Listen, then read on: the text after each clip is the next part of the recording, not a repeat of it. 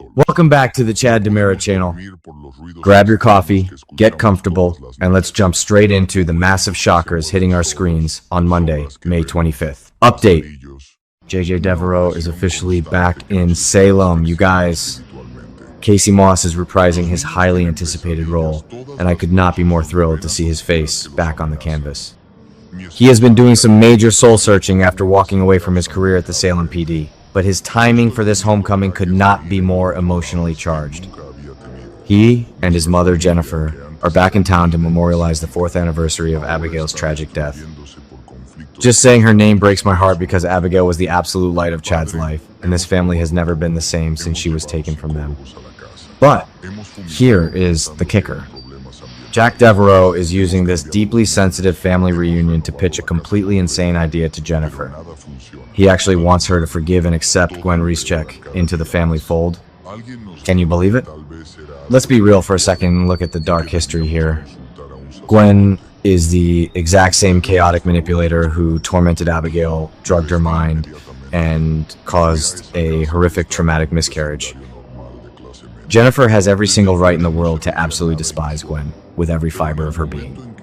A lot of fans think Jack is just being a naive, forgiving father who wants his fractured family to sing Kumbaya, but I'm telling you, it's definitely a calculated, strategic move. Jack recently discovered alongside Chad that Abigail's grave is completely empty. He knows EJ DiMera is hiding something massive with those resurrection pods down in the secret tunnels.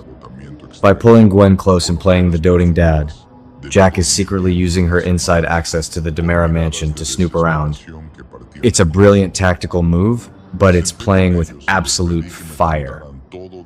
If Jennifer finds out Jack is using their dead daughter's memory to play spy games with the woman who ruined their lives, this iconic marriage is going to explode into a million pieces!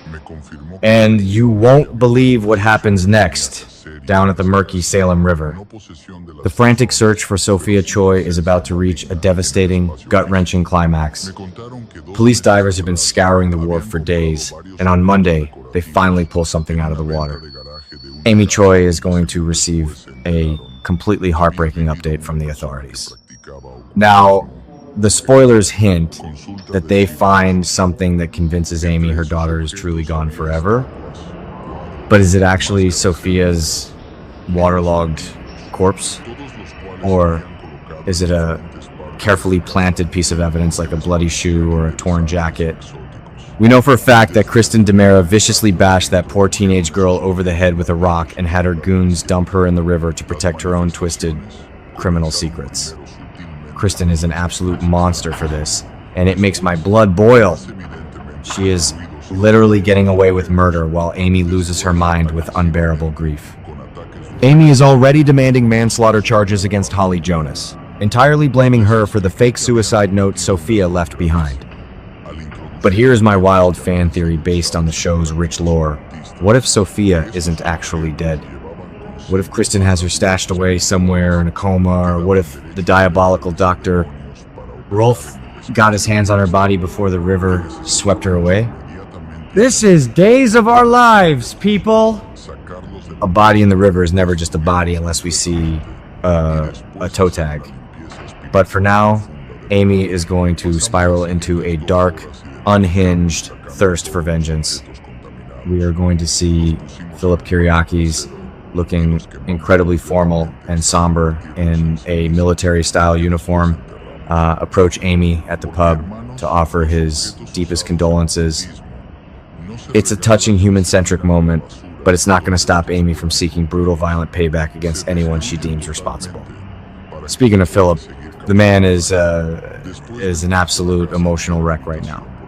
Brady Black finds his uncle looking completely down in the dumps over a chessboard, and Philip finally spills the piping hot tea. He confesses to Brady that Gabi Hernandez's ultimate betrayal ruined everything they were building together. Gabi just couldn't be happy, could she? She had to go and secretly collude with Tony DiMera to sabotage the massive Titangent DiMera merger. Philip rightfully kicked her out of the Kyriakis mansion, and honestly, I think this was a huge mistake on Gabi's part, but a massive, necessary win for Philip.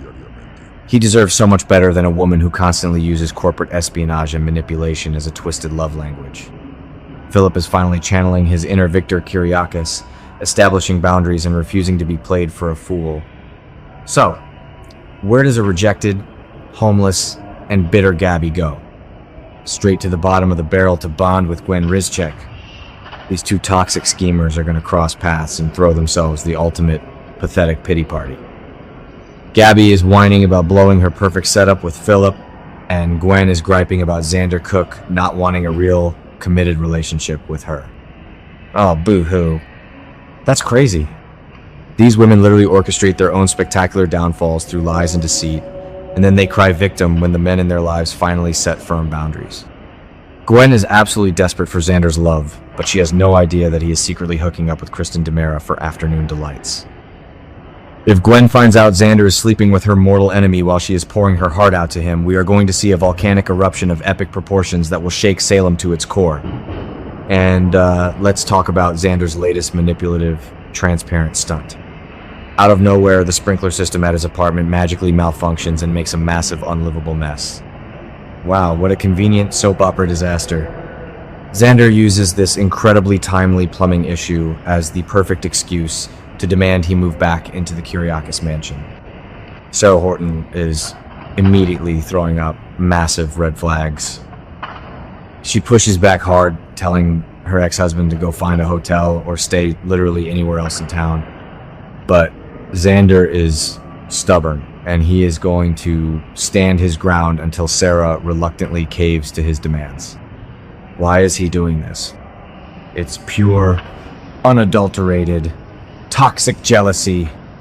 Xander knows full well that Sarah and Brady have been getting incredibly close lately. They've been sharing tender kisses and bonding over their shared traumas and heartbreaks. Xander cannot stand the thought of Brady moving in on his territory, even though Xander is the one who completely ruined his marriage to Sarah in the first place. By forcing his way into the mansion, Xander is planting himself right in the middle of their budding romance to play spoiler.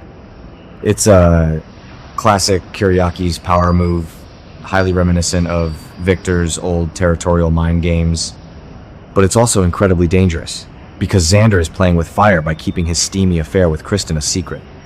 Sarah is a brilliant doctor. She is going to see right through his fake facade eventually, and when she hears the alarm bells about Kristen dragging him back to the dark side, she is going to flip out. I have to take a moment to passionately defend my guy Chad DiMera in the midst of all this surrounding chaos. While EJ is running around playing God with the Versifix drug and Kristen is out here murdering teenagers, Chad is the only one trying to hold on to his sanity, protect his children, and honor the legacy of the people he has lost.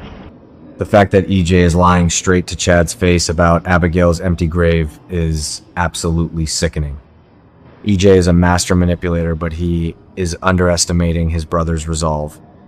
If Jack's secret alliance with Gwen actually uncovers that EJ has Abigail hidden away in a pod, Chad is going to unleash a holy war on his brother that will make the old Stefano and Victor feuds look like child's play.